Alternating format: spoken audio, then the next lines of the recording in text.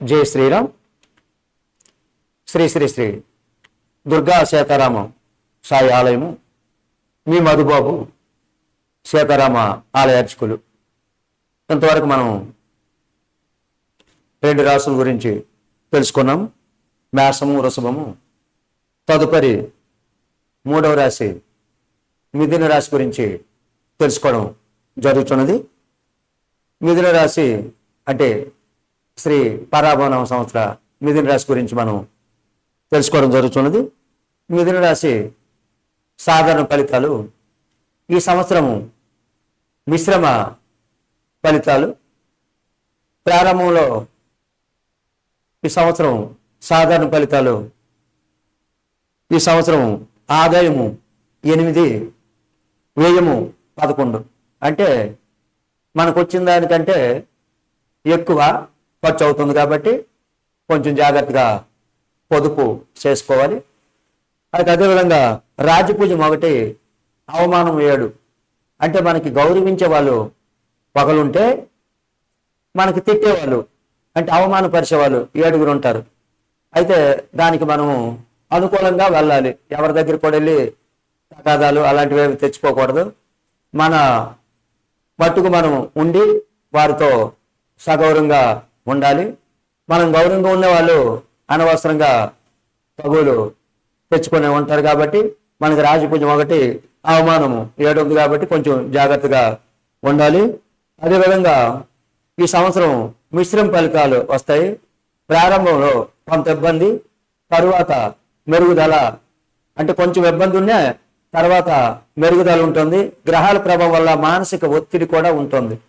గ్రహాలు ప్రభావం వల్ల మీకు కొంచెం ఒత్తిడి, ఏ పరిస్థితి అంటే ఉద్యోగంలో కానీ వ్యాపారంలో కానీ ఏ విధంలోనైనా కొంచెం ఒత్తిడి ఉంటుంది. అదే కదా, దాన్ని మనం కొంచెం సర్దు పెట్టుకొని కొంచెం జాగ్రత్తగా ఉండాలి.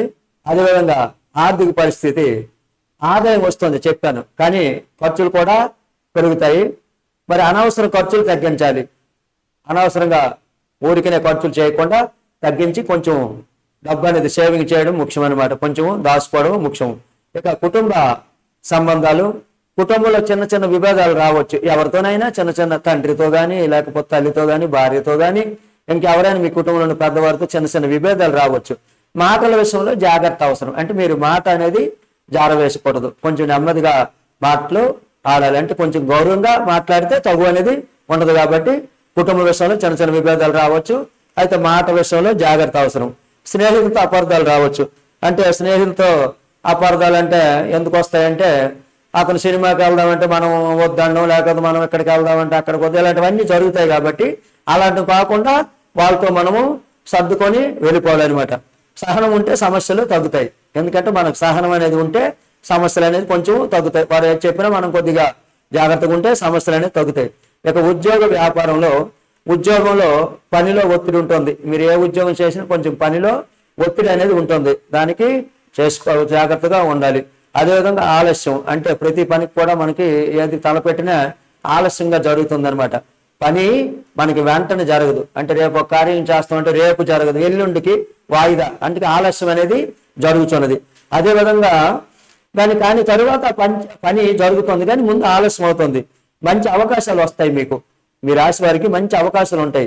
పదోన్నతి అవకాశం కూడా ఉంటుంది. అంటే ప్రమోషన్ వచ్చే అవకాశం కూడా ఉంటుంది. ఉద్యోగంలో ప్రమోషన్లు వస్తాయన్నమాట.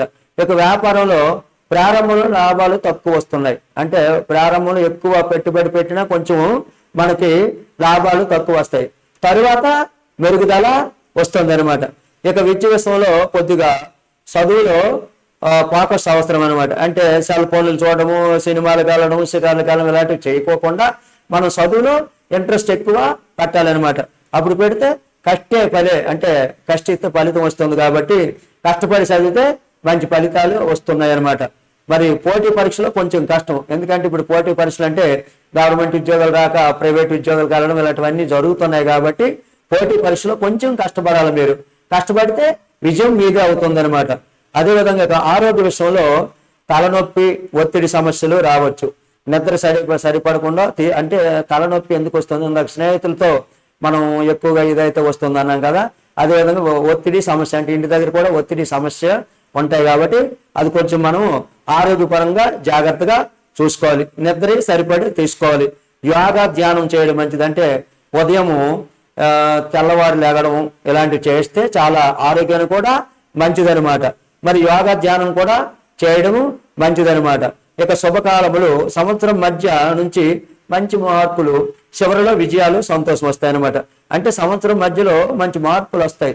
మరి చివరి దశలో మంచి విజయాలు మీరు సాధిస్తారనమాట. సంతోషంగా ఉంటారు. ఇక అదృష్ట సంఖ్యలు, అదృష్ట సంఖ్య 5, మంచి తేదీలు 5, 14, 23 మీకు మంచి తేదీలు అనమాట. మంచి రోజులు బుధవారము, శుక్రవారము, ఆదివారము.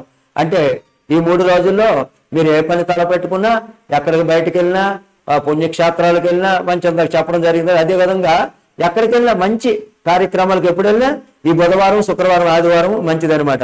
ఇక అదృష్ట రత్నాలు, మృగశిర వారు గోమేదకము, ఆరుద్ర వారు పచ్చ, పునరస్సు వారు పుష్యరాగము. ఈ 3 వారు మృగశిర వారు గోమేదకము, ఆరుద్ర వారు పచ్చద పెట్టుకోవాలి పచ్చరత్నము, పునరస్సు వారు పుష్యరాగము. ఈ మూడు నక్షత్ర వాళ్ళు కూడా 3 విధాలుగా పెట్టుకోవాలి. ఇక పరిహారాలు, బుధ గ్రహానికి పూజ చేయాలి. విష్ణు సహస్రనామం చదవడం చాలా మంచిది.